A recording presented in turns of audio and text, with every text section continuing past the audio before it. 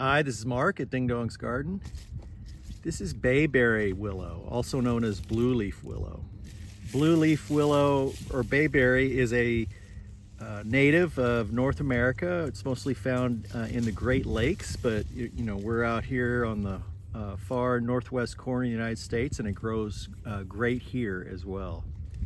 Bayberry does have a lot of green foliage in the summer, but it doesn't get that big. It's kind of a shorter plant, and you can see to the left and the right here, some other willow varieties are kind of towering over this one. So I'm not sure how the bayberry leaf would do in terms of fodder for livestock, but it looks pretty lush and productive.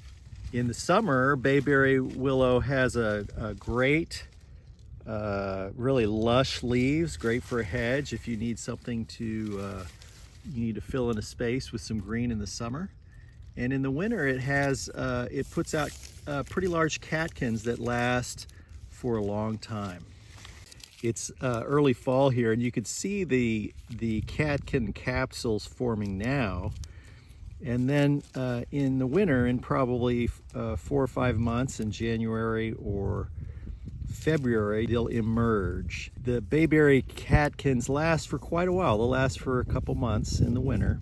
So if you're looking for an early season catkin for pollinators, this would be a good one.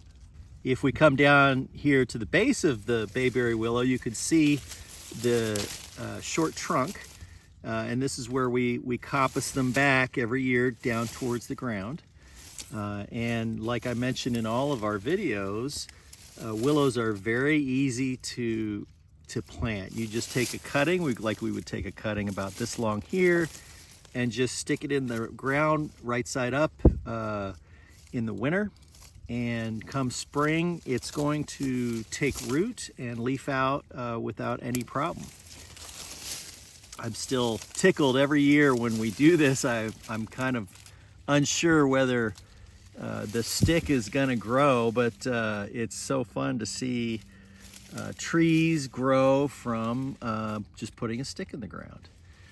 And willows are really the easiest tree to grow from cuttings. I've always got near 100% strike rate. If you put it in the ground and you get a lot of sun and you drench it with water, it will take root and grow.